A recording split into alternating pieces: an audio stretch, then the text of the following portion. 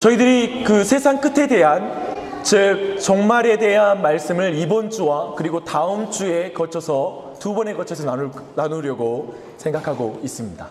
그래서 그렇게 생각하시고 이 부분을 우리가 좀 더 깊이 연구하는 그런 기회가 됐으면 좋겠고, 이것을 통하여 더욱더 우리 신앙에 어떤 다시 한번 새롭게 해야 될 부분이 있다면 그 새롭게 하는 기회가 되었으면 좋겠습니다. 마태복음 11번째 말씀 같이 나눕니다. 여러분, 하나님을 기쁘시게 하는 믿음이 있습니다. 그 믿음을 히브리서 11장 6절은 이렇게 말합니다.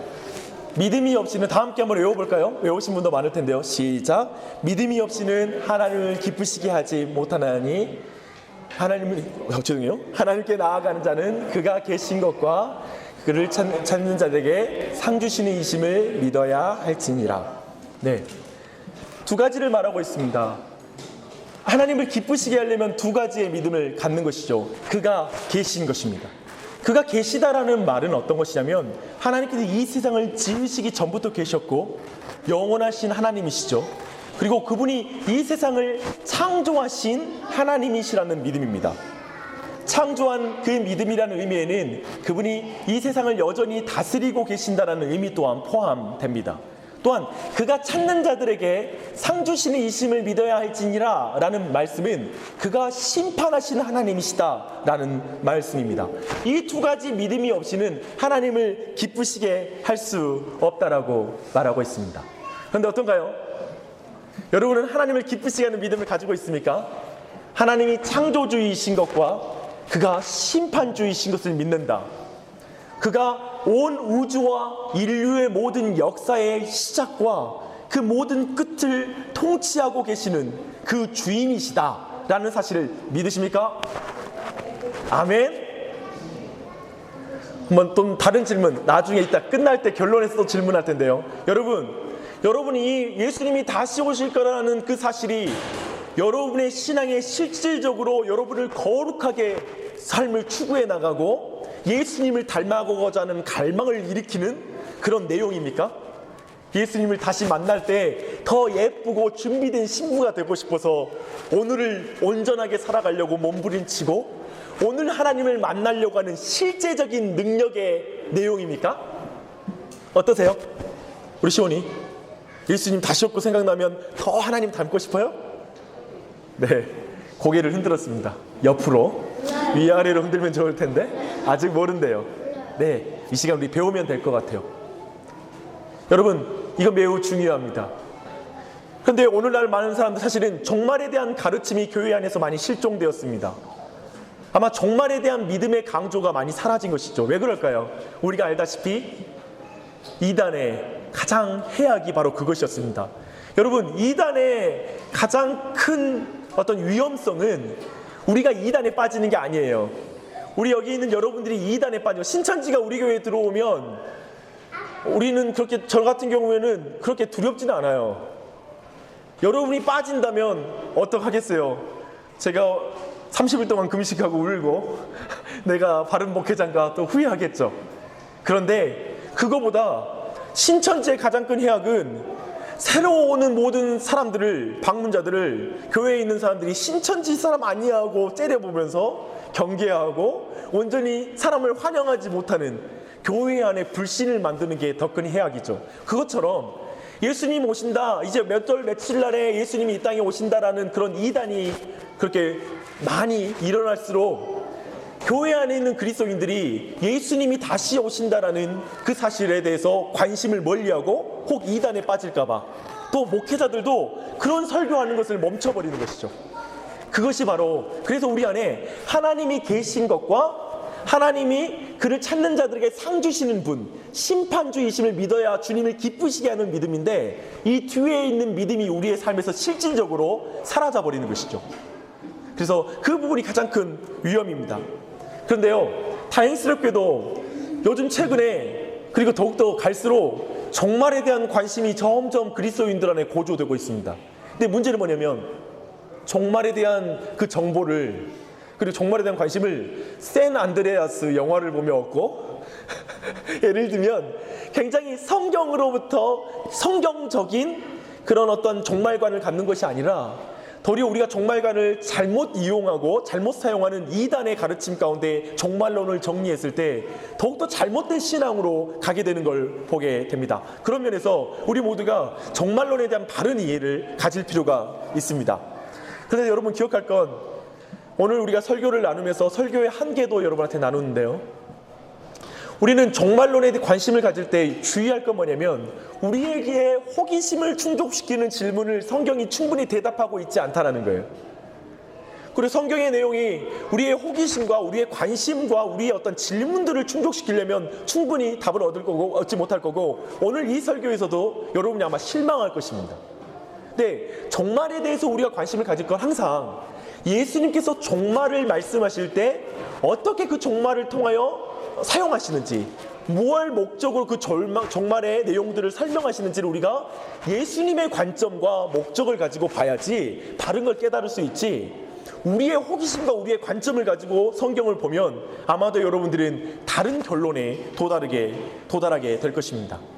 도리어 개인과 교회에 해악을 끼치는 종말론이 되는 것이죠. 저는 오늘 마태복음 1장 24장 1절로 14절 안에, 거기 안에 충실하게 종말에 대한 마태의 어떤 그런 보고 가운데 말씀을 살피고자 합니다. 오늘 24장은 이렇게 시작해요.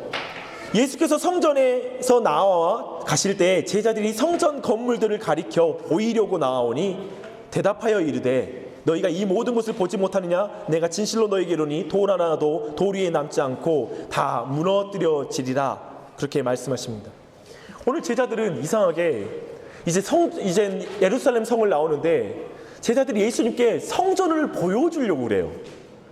그러니까 왠지 모르게 제자들이 왜 성전을 예수님한테 지금 보여주려고 하는, 예수님 눈이 없냐? 아니잖아요. 예수님이 눈을 가지고 계세요. 그런데 아마도 우리가 방금 전에 우리는 알고 있습니다. 예수님께서 성전에 가서 그 성전을 뒤집어 놓으시고 정말 그것이 아무것도 아닌 것처럼 정말 그 성전에서 어떻게 일을 행하셨는지 그 사건과 연결시켜서 보십시다. 아마도 제자들에는 예수님 앞에 이 성전의 그 아름다움을 통해서 뭔가 말하고 싶었던 게 있는 것 같습니다. 성전은 뭐였습니까? 이스라엘 백성에게 이 성전이라는 것은 거룩한 장소요, 구별된 장소요, 또한 자신의 삶의 기반이에요. 그리고 자신의 정체성의 근거예요. 성전 자체가 자신들에겐 가장 큰 자랑이고, 그걸 통해서만 자신의 민족의 정체성이 있다라고, 자신이 제사적 민족이라고 말할 수 있는 유일한 근거가 바로 그 성전이었어요. 그 성전을 가진 자로서 그들의 자존심이 굉장히 높았죠. 특별히 그들은 40여 년에 거쳐서 굉장히 긴 기간 동안에 그 성전을 지어왔어요. 계속 증축했던 거예요. 처음에 성막 자체는 굉장히 짧은 시간에 만들었거든요. 하지만 거기에 덧붙여서 이제는 정말 의리의리한 그런 성전을 지었는데, 특별히 그 성전을 지을 때 있잖아요. 그 당시에 우리가 알다시피 디아스포라 유대인들이 많았잖아요. 그들이 그 당시에도 뛰어났을까요? 안 뛰어났을까요? 지금도 세계의 모든 경제권 그리고 여러 가지 지적인 인류 역사에서 큰 위협을 달성했는데요. 그 당시에도 유대인들은 굉장히 상업과 여러 부분에 있어서 두드러지는 그런 사람들이었습니다. 그들은 굉장히 많은 부와 재정들을 성전을 짓는 데 재정을 보내왔고, 그 돈으로 그 성전을 지었어요. 얼마나 거대하고 의리의리했겠습니까? 그래서 그 장관, 그 성전의 그 아름다운 장면, 어쩌면 단순히 건물만 멋있다라는 의미가 아니라 제자들이 지금 예수님 앞에 좀 말하고 싶은 건 뭐냐면, 저것은 정말 얼마나 많은 믿음의 사람들이 자신의 아름다운 믿음을 드리는 것 가운데 지은 그런 성전입니까? 라는 것. 그 가운데 예수님한테 뭔가 그들이 자랑하고 싶어하는, 지금 예수님은 성전의 완성이시고 그 우리 완전하신 그 예수님 앞에 지금 뭔가를 자랑하고 싶었던 걸 보여주고 있습니다. 근데 예수님이 무시무시한 예언을 하는 것이죠. 진실로 이르노니 돌 하나도 돌 위에 남지 않을 것이다. 이 무시무시한 예언을 들었을 때 제자들은 어떻게 느꼈을까요? 제자들에게 있어서는 사실은 그 뒤에 이어지는 대화를 보면, 그 뒤에 제자들이 종말의 때가 언제냐라는 질문을 하잖아요. 제자들에게 성전이 무너진다는 것 자체는 그 세상의 끝으로 인식하는 마지막 종말로 인식하는 것과 연결돼 있었다는 거예요. 그리고 예수님께서 이거에 대해서 바로잡지 않아요. 예수님도 동일하게 그 성전의 무너짐과 함께 종말의 내용을 연결시켜서 설명해요. 분명히 이 둘은 연결이 돼요. 종말과. 즉 종말의 때는 예수 그리스도의 초림과 관련됩니다.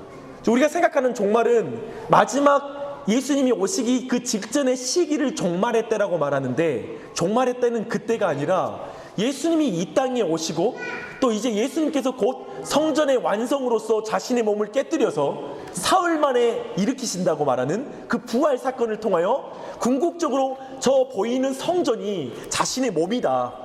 그리고 나 자신이 거기에 부활 가운데 다시 일어날 것이다 라고 말씀하신 그 예수님, 그 차원이 우리 같이 설교하고 있으니까 은혜는 여러분이 배로 받으시고요. 근데 이 둘을 연결시키고 있다는 거예요. 예수님의 종말의 때는 예수님 자신도 그때 지금 거대한 변화가 일어나고 있다는 걸 제자들도 감지했고, 지금 곧 있으면 이 예수 그리스도의 죽음과 부활을 통해 이 종말의 때에 대한 구체적인 말씀이 이제 주어지게 됩니다. 사실 우리 모두가 지금 종말의 때에 살고 있습니다. 믿으십니까? 네, 믿던 말던 성경이 그렇다고 하니까, 네, 믿던 말던 그러면 안 되고 목사가 믿으십시오. 우리가 종말의 때를 살고 있습니다. 근데 그 종말의 징조들은 뭘까요? 첫 번째는 5절입니다. 5절 다 함께 읽겠습니다. 시작. 많은 사람이 내 이름으로 와서 이르되 나는 그리스도라 하여 많은 사람을 미혹하리라. 여러분, 종말의 기록을 뒤에 이제 징조들을 쭉 살펴볼 때 특징적으로 단어 사용되는 제일 많이 반복된 단어가 뭔지 아세요? 많은이란 단어예요. 많은 사람이 자신이 그리스도라고 말할 것이고 많은 사람을 미혹할 거라고 표현하고 있습니다. 많은 사람, 그리고 많은 거짓 선지자가 일어날 것이다 라고 11절에 밝히고 있습니다. 여러분 어떤가요? 우리 역사 가운데 봐왔습니다. 다수의 교회와 지도자, 가르침이 변질될 것입니다. 구체적으로 인격일 수 있습니다. 우리가 말하는 적그리스도라고 말하는 어떠한 인격적인 존재일 수 있을 것입니다. 마지막 때에는 그 많은 스승들, 교회 안에 있는 많은 스승이라고 말하고 가르치는 자라고 말하는 자들의 타락과 부패를 만나게 될 것입니다. 특별히 요즘 이제 신학교에서 이런 걸 가르쳐요. 한번 여러분도 어떤지 모르겠어요. 제가 말합니다. 성경은 사람이 기록한 것이잖아요. 그렇죠? 인간은 오류가 있잖아요. 모든 인간은. 그런데 그 인간이 기록한 성경이라면 왜 성경이 오류가 없는 것입니까? 성경은 그저 하나님, 모든 것이 하나님의 말씀이 아니라 부분적으로만 영감된 것입니다. 그래서 성경의 한 단어 한 단어에 있어서는 하나님의 말씀으로 여기지 말고 거기는 오류가 있다고 생각하시고 그냥 그 성경의 사상만이 하나님께 그 영감받은 내용이라고 생각하고 그렇게 믿으십시오 라고 신학교의 교수가 신학교에서 가르칩니다.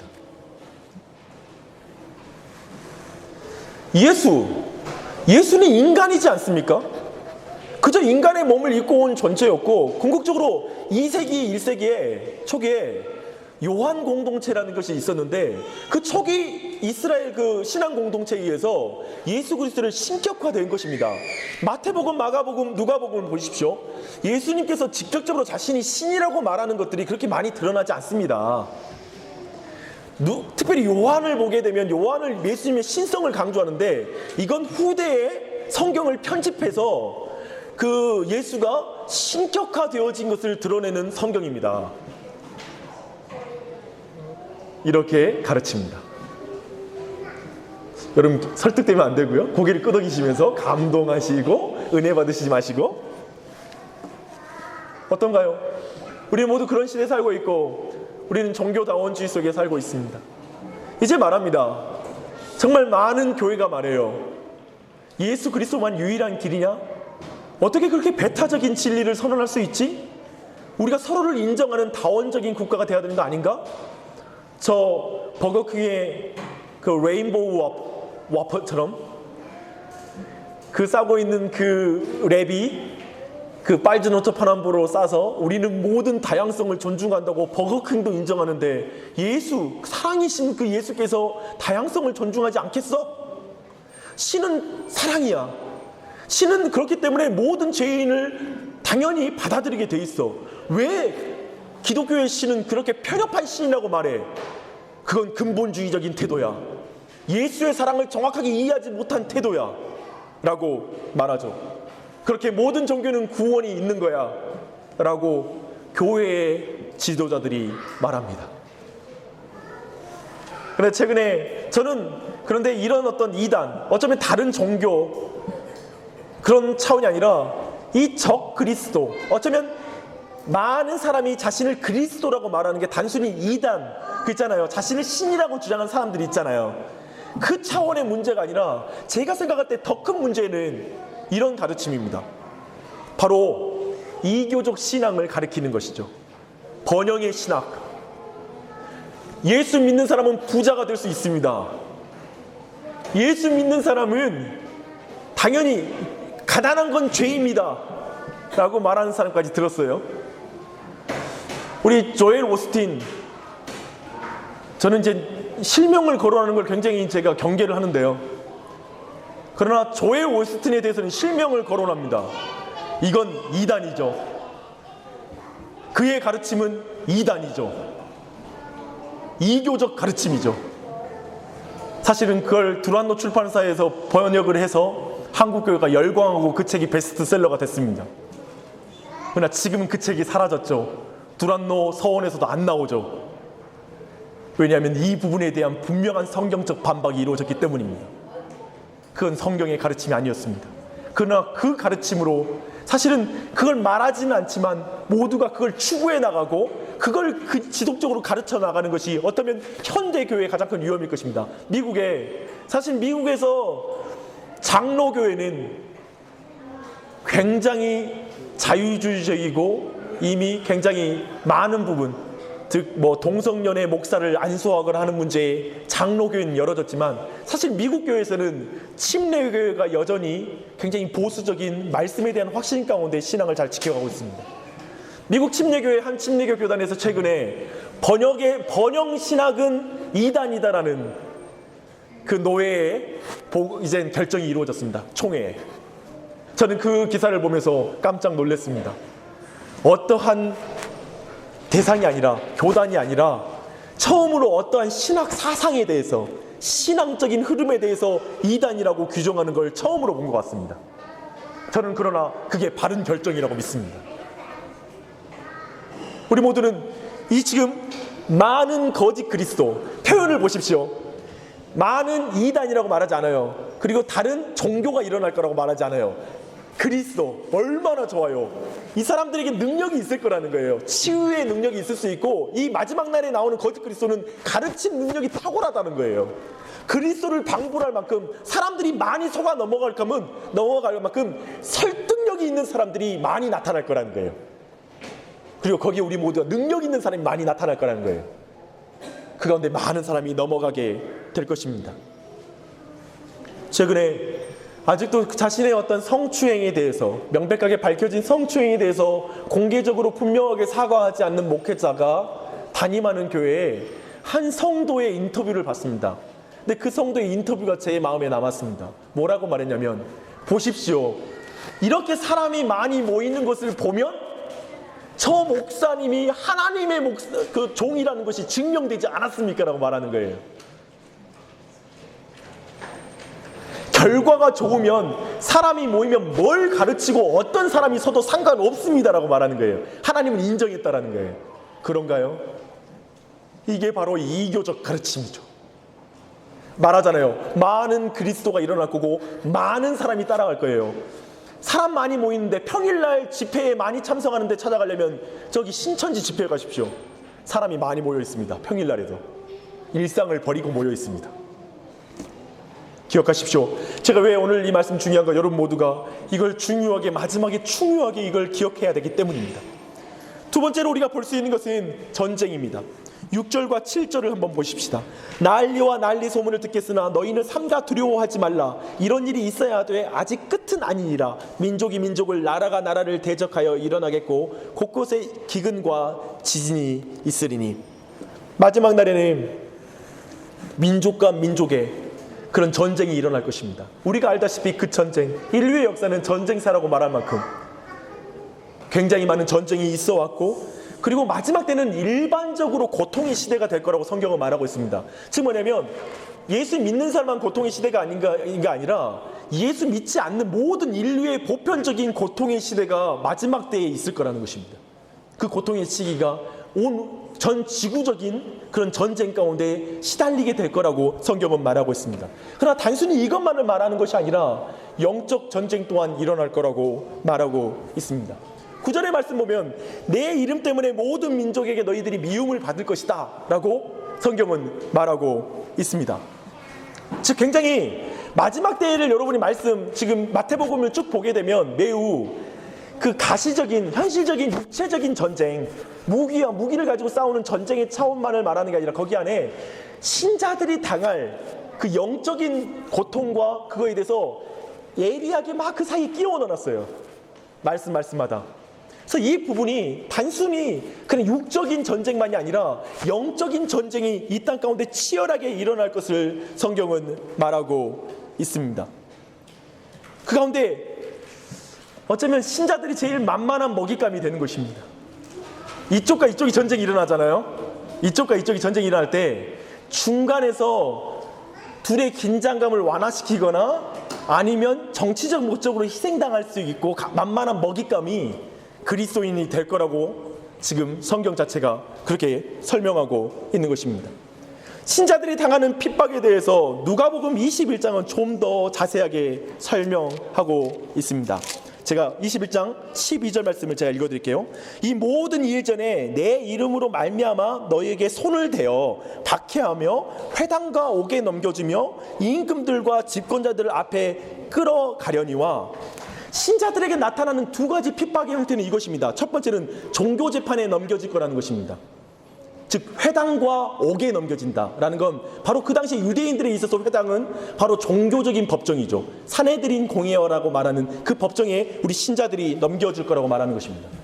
제가 최근에 한국 교회와 그리고 미국 교회 그리고 전 세계 교회의 흐름 가운데 계속 주시하고 있는 게 이 부분입니다. 지금 점점 더 성경 자체를 분명한 이것은 하나님의 말씀이고 이 말씀은 하나님의 영감된 말씀으로 오류가 없는 하나님의 말씀이다 라고 받아들이는, 성경을 가장 큰 권위로 여기는 교단과 그리고 신자들에 대해서 어떤 평가가 이루어지고 있냐면 문자주의자, 어떻게 성경을 문자 그대로 믿으세요? 이런 질문이 지금의 예리한 질문인 거예요. 성경을 문자 그대로 믿으세요? 당혹스러워하는 거예요. 어떻게 성경을 문자 그대로 믿어요? 야, 근본주의자 아니에요? 근본주의자, 과격한 근본주의자, 무례한 근본주의자, 배타적인 그리스도인이시네요. 꼴통 보수이시군요. 매우 편협한 교리주의자이군요. 교조주의자군요. 너무 도그마틱하지 않아요? 너무 사랑이 없고 딱딱한 사람 아니에요? 너무 자기중심적이지 않아요? 라는 말을 나오기 시작하고 있죠. 제가 이건 섣부른 예언일지 모르지만 제 수준에서 할 수 있는 예언이 아니죠. 예상이에요. 성경의 말씀을 분명히 믿는 사람들은 어느 순간 한국 교회의 대다수는 교회는 안에서 이단으로 취급될 날이 올 것 같습니다.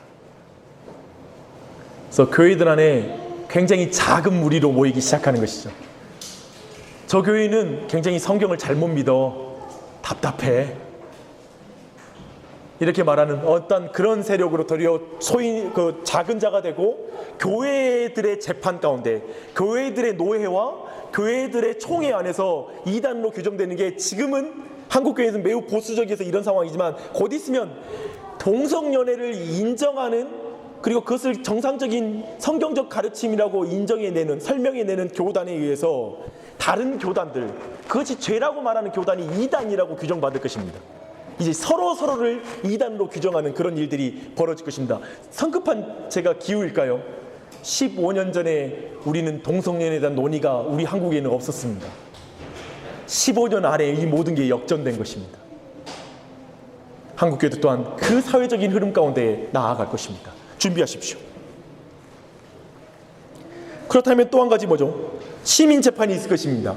임금들과 집권자들에게 우리가 넘겨주는 것이죠. 우리 모두는 지금 우리가 알고 있어요. 기독교는 지금 현재 사회 불안 요소와 불안 집단들이 되고 있어요. 지금 세상 사람들이 생각하는 기독교는 뭐냐면 사회의 조화로운 사회와 서로 가운데 안녕을 추구해 나가는 그런 사회에서 매우 어떤 해악을 끼치는 어떤 좀비와 같은 존재들이다. 뭔가 자기 이기적인 유전자를 타고나 있는 뭔가 그런 사회의 불안 요소를 만들어내고 있는 존재이다라고 점점 여겨지고 있습니다. 곧 기독교는 정치적 희생양이 될 것입니다. 제가 예상컨대 한국은 미국도 그렇지만 정치인들이 이 이슈를, 즉 성경적 이슈를 정치인들 대선과 총선에서 구호를 가지고 나와서 급격하게 당선되는 유무와 함께 이 모든 윤리적인 부분을 뚫고 나갈 것이고 깨뜨려 나갈 것입니다. 그런 것 가운데 사실 우리가 봤잖아요. 이미 그런 일이 벌어지고 있는 것이죠. 그 가운데 정치적 희생양으로 가장 만만한 상대는 그리스도인입니다. 가장 손쉬운 집단입니다. 그들을 공격하고 그 반대의 급부를 얻어내는 방식의 정치 말입니다. 그런 일들을 우리는 보고 있습니다. 우리 모두 신자들은 그런 고통 가운데 나아가게 되는 것입니다. 세 번째 바라보는 이 마지막 때의 증상은 뭐냐면 기근과 지진입니다. 많은 기근과 지진이 일어나는 근본적인 그 대답은 뭐냐면 흔들리지 않을 것 같은 모든 기초가 붕괴될 것이고 결핍될 거라는 거예요. 기근과 지진이 특별히 나타나는 것. 물론 우리가 눈에 보는 기근과 지진 또한 많이 벌어지고 있잖아요. 그리고 그 근본적인 메시지는 뭐냐면 정말 흔들리지 않을 것 같은 산이 흔들리는 것. 우리 인간으로서 도저히 그것이 무너뜨릴 수 없을 것 같은 것들이 무너지는 것. 그런 붕괴들을 우리가 보게 될 거라는 것이죠. 우리는 육적으로도 보고 있습니다. 또한 영적으로도 우리는 그 붕괴들을 보고 있습니다. 마지막 날에 우리가 생각했던 모든 도덕적이며 윤리적인 기준 또한도 무너지는 걸 보고 있고요. 아까 봤던 대로 성경적으로 이건 말이 안 됐던 이야기들이 말이 되는 시대 속에 붕괴되고 진리를 고수하는 모든 교회들이 무너지는 것들을 우리가 보고 있는 것이죠. 그렇다면 종합해 보십시다. 우리 안에 많은 거짓 그리스도와 많은 거짓 선지자가 활보를 해요. 활동해요. 그리고 마지막 날에는 신자들이 많은 전쟁 가운데 노출될 것이고 또한 기근과 그리고 지진이 일어난다고 말했습니다. 이런 모든 것들의 결과는 어떻게 될까요? 그 결과를 마태복음이 이렇게 말합니다. 불법이 성함으로 많은 사람의 사랑이 식어지리라. 불법이 성함으로 많은 사람의 사랑이 식어지리라. 놀랍게도 마지막의 말씀은 이 모든 것이 만들어낸 결과를 사랑이 식어지는 것이라고 표현하고 있어요. 싱겁죠? 사랑이 식어진다. 지금 뭐냐면 근본적으로 이 모든 메시지 신자들 안에를 말하는 거예요. 세상 사람들의 사랑이 식어지리라, 세상 사람들이 무자비해지리라 라는 것을 더욱 지칭하기보다 근본적으로 교회 안에서도 사랑이 식어지는 문제가 발생한다는 거예요. 이 세상의 모든 환난, 지진, 모든 전쟁, 그리고 이교의 가르침, 그 속에서 교회가 갈수록 사랑이 식어진다라고 말하고 있습니다. 고린도전서 13장의 말씀은 잘 가리키고 있죠. 모든 능력이 있고 천사의 방언을 하고 모든 사람을 고치고 기적을 나타내고 희생을 해도 사랑이 없는 교회, 그러한 교회로 마지막 때의 교회가 나아갈 것이라고 성경은 말하고 있습니다. 즉 마지막 때의 모든 좋은 것으로, 하나님이 주신 좋은 것으로 그것을 사람을 죽이는 데 쓰는 것, 사람을 살리는 데 쓰는 게 아니라 교만 떨고 위세 떠는 데 사용하는 것, 그러게 교회가 흘러갈 것이라고 말하고 있습니다. 교회는 세상도 힘든데 교회는 자중질환을 일으킬 거라고 성경이 말하고 있습니다. 교회 안에 깨어질 것이고 교회마저 무너지는 것이죠. 좀 세상도 힘겨운데 교회에 와서도 쉴 수 없는 교회가 많이 생기는 것, 교회에 와서도 예수님에 대해서 듣지 못하는 교회가 생기는 것, 교회에 와서도 정말 세상과 똑같은 기준 가운데 교회에 와서도 똑같이 지내야 되는 것, 그걸 말하고 있는 것이죠. 그래서 궁극적으로는 교회 안에 이제 배교가 시작될 것이고, 성경이 말하는 건 많은 사람이 저 거짓 그리스도와 선지자의 가르침을 따를 것이라고 성경은 말하고 있습니다. 많은 사람이 서로를 잡아서 넘길 것이다. 많은 사람이 서로를 죽일 것이라고 말하고 있습니다. 그게 마지막 때의 교회의 모습입니다. 여러분, 죄송하지만 우리 교회는 어떻게 될지 모르겠지만 앞으로도 여러분, 기본적으로 교회는, 이 시대에 우리가 다니고 있는 교회는 매우 불안합니다. 마지막 때에 보다시피 사랑이 식어진 교회를 우리는 다니고 있고요. 그리고 마지막 때 어쩌면 우리는 거짓 가르침이 많은 교회, 참 성경대로 안 가르치는 교회들에 다닐 수가 있습니다.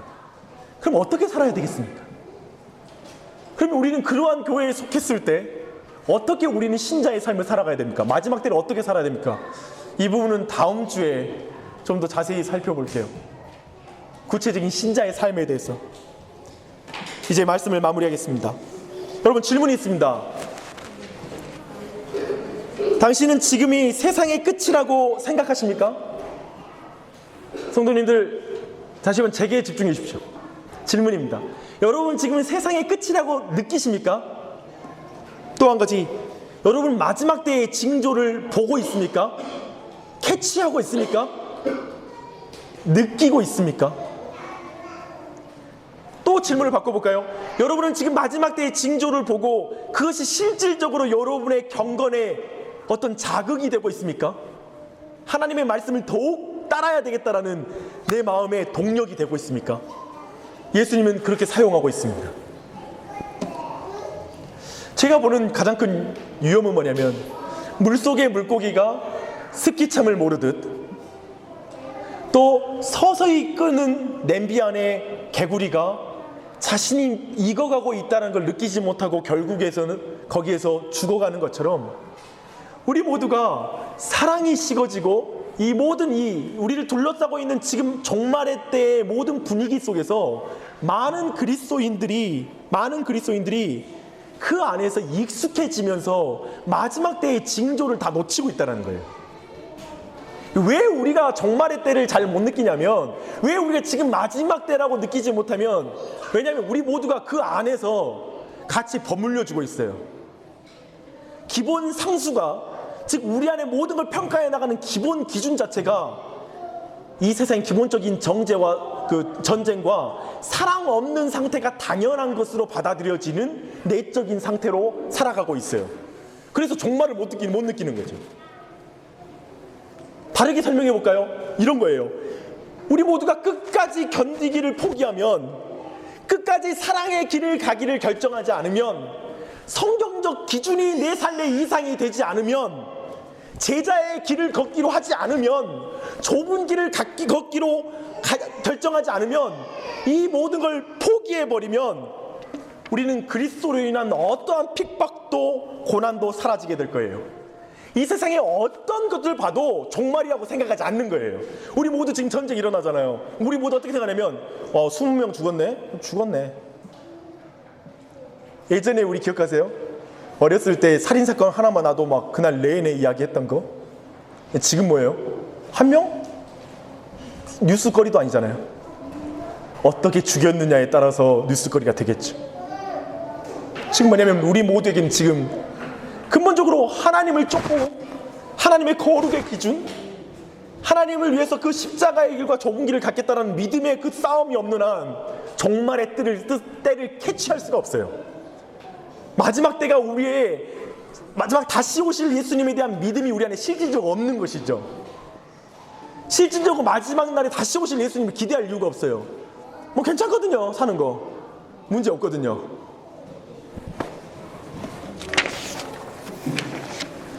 종말에 대한 모든 감각이 거세된 신자의 삶을 살게 되는 것입니다. 우리 중에 아무도 스스로 이길 수 있는 사람이 없습니다. 저는 개인적으로 이 마지막 때에 그렇다면 이 종말의 때를 우리가 느끼면서 종말의 때를 살아가는 그리스도인으로 우리가 살 수 있는가라는 질문을 했을 때 제가 가진 결론, 성경을 보면 결론은 우리 스스로의 능력으로는 불가능하다는 거예요. 우리 모두가 너무 문화적으로 스며들고 있어서 이걸 우리가 캐치해낼 수가 없어요. 많은 사람이 배교할 거라고 성경이 말해요. 24절에 보니까 택한 자들도 미혹할 거라고 말하고 있어요. 마치 세례 요한 자체도 예수 그리스도가 오실 메시아냐고 다시 물어봤던 것처럼 택한 자들 또한 지금도 정말 예수님 다시 오셔? 정말 하나님 여기 살아 계시나? 라는 질문에 미혹되고 있다라는 것이죠. 그러나 기억하십시오. 이 마지막 때를 살아가고 이길 수 있는 것은 오직 주님이 함께 우리와 계시기 때문입니다. 또한 그 하나님이 우리를 붙들어 주시기 때문에, 우리를 부르시기 때문에만 우리는 이 길을 걸어갈 수 있습니다. 하나님의 은혜를 구하십시오. 그리고 도리어 이 시대의 가장 유효한 기도는 이건 것 같아요. 이 기도를 한번 여러분의 삶 속에서 시작하십시오. 이거죠. 하나님, 제가 잘못하면 때려서라도 알려주세요. 이 기도를 시작하십시오. 마지막 때는 이 기도를 드리지 않는 이상, 즉 내가 부지부식간에 하나님의 뜻을 떠나 살 수 있다는 사실을 인정하지 않는 이상, 내가 잘 깨어서 넘어갈 수 있다는 생각하는 이상 이길 수 없습니다. 주님의 은혜를 구하십시오. 붙들어 주시는 은혜. 주님 말합니다. 그러나 끝까지 견디는 자는 구원을 얻으리라. 끝까지 견딘다라는 의미는 무엇일까요? 종합해서 성경적인 종말론이 무엇을 가르친지를 말한다면 첫 번째는 성경은 고난의 길을 가라고 말합니다. 핍박의 길을 통과하라고 말합니다. 이런 기도가 유효하지 않는 거죠. 고난을 없애 주십시오. 핍박을 제거해 주십시오. 라는 게 기도가 아니라 그 고난을 통과할 수 있는 능력을 주십시오. 라는 기도인 것이죠. 그저 당하라는 말이 아닙니다. 마지막 날에 핍박이 있을 텐데 어쩔 수 없으니까 당해 라는 부정적 의미가 아니라 매우 적극적인데요. 성경이 말하는 재난의 시작이다라고 하는 이 재난의 뜻이 뭐냐면 원어로는 산고를 말합니다. 즉 산통, 아기를 낳을 때 고통이 시작되리라. 그와 같은 고통이 시작된다, 신자에게. 궁극적으로 뭐냐면 매우 적극적인데, 우리가 고난과 고통을 당하는 것은 생명을 낳기 위한 고통이라는 거예요. 고난이라는 거예요. 성도님들 같이 느끼시게요? 적극적이에요. 당하라는 의미가 아니라는 것. 어쩔 수 없으니까 당하는 게 신자의 고통이 아니라 난 생명을 낳아야 돼. 난 영혼을 구원해야 돼. 난 하나님 앞에 온전한 믿음의 사람이 되어야 돼. 라는 그 적극적인 의미로 그 고통을 당한다는 것입니다. 나사렛 예수 그리스도께서 감람산에서 이 잔을 내게 옮겨주십시오라는 기도를 드렸지만 마지막에 아버지 내 뜻대로 마옵시고 아버지 뜻대로 하옵소서라고 그 가장 기독교 역사상 가장 진한 기도, 그 고통의 기도를 드릴 때 그 예수님의 마음에 결국 내가 고난을 당함으로 말미암아 구원할 영혼, 그 열매를 바라볼 때 그분에게 만족이 되었던 것처럼, 그 길을 걸어갈 수 있는 힘이 되었던 것처럼 우리 모두 예수 그리스도의 그 길을 걸어가야 하는 것이죠. 자기를 부인하십시오. 그 부분에서 자기의 부인이 있는 것입니다. 두 번째는 사랑의 길을 가십시오. 사랑의 길은 이상적인 길도 낭만적인 길을 가라는 말이 아닙니다. 눈 감고 느끼라는 말이 아닙니다. 눈 부릅뜨고 사랑의 길을 가십시오. 예수님의 길을 가십시오. 성경적인 종말론. 성경적인 종말론은 나 혼자 살겠다고 도망치는 게 성경적인 종말론이 아니라 도리어 예수 그리스도를 따라서 누군가를 위해서 죽는 길로 나아가게 하고 그것을 자극하는 것이 성경적인 종말론이죠. 사랑하라. 죽기까지. 내가 교회를 사랑하는 것처럼 사랑하라. 그 길을 가라고 말하고 있습니다. 마지막으로는 이 마지막에 이 고난의 길을 걸어가는 건 매우 적극적으로 천국 복음이 모든 민족들에게 증언되는 방식입니다. 그러니까 기독교는 우리 모두가 제국주의 시대에는 마태복음 24장은 사람들이 이해 못하는 말씀이었을 것입니다. 제국주의 시대는 선교가 어떻게 이루어졌냐면 거대한 전함을 이끌고 그 전함 가운데 신부님이 한 분이 타고 계셔서 P 지배 국가에 대포를 쏘고 칼과 창으로 그 민족을 누른 다음에 보아라, 예수 그리스도가 가장 강력한 신이다라고 말하면서 설명하는 시대였으니까요. 어떻게 이 말씀을 이해했겠습니까? 그러니까 우리 모두는 이제 이 말씀을 이해할 때가 되었습니다. 무엇입니까? 예수 그리스도처럼 십자가를 지는, 즉 고난 가운데, 그 고난 가운데 자기의 십자가를 지는 것을 통하여 매우 적극적으로 복음이 전파가 이루어질 거라는 거예요. 교회는 자중질환을 일으키고 허접하고 쉽게 말하면 볼품없이 망가지는 그 교회인데, 그럼에도 견디는 자, 하나님의 사랑을, 그 사랑의 길을 걸어가는 자를 통하여 세계 복음화가 이루어질 거라는 거예요. 복음은 확장될 거라고 말하고 있습니다. 몇 년 전에 터키 땅에서는 참혹한 순교가 일어났습니다. 한 명의 독일 선교사님, 틸만 선교사님, 그리고 다른 그 현지인 지도자들 2명이, 형제들이 자신이 가르쳤던 그 사람들이 갑자기 무슬림 과격주의자로 돌변해서 그들을 의자에 앉혀놓고, 틸만 선교사님은 156군데를 칼로 찔러서 죽였고, 또 다른 한 형제는 굉장히 많이, 또 한 사람은 셀 수 없을 정도로 많이 칼을 찔려서 손가락 하나하나를 자르고 그 장기를 꺼내서 그 보는 눈앞에서 잘라내면서 사람을 죽이는 그런 사건이 일어났습니다. 누가 보나 이슬람이 더 강해 보이는 사건이 있지 않습니까? 얼마나 능력 있습니까? 죽이는 것이 힘이니까요. 그런데 그 일이 있고 나서 터키 사회는 전반적으로 큰 충격을 먹었고, 결국 장례식이 이루어지고, 그리고 그 땅에 틸만 선교사님이 묻혔습니다. 그 묻히는 가운데 이제 마지막에 이제 틸만 선교사님이 이제 아내분께서 인터뷰를 했습니다. TV에서 인터뷰를 했는데, 그때 인터뷰할 때 이렇게 말했습니다. 저는 저들을 용서합니다. 왜냐하면 저들이 한 일이 무엇인지 진실로 모르기 때문입니다라고 공개적으로 터키의 공영방송에, 전국으로 퍼지는 방송에서 저 말을 했습니다.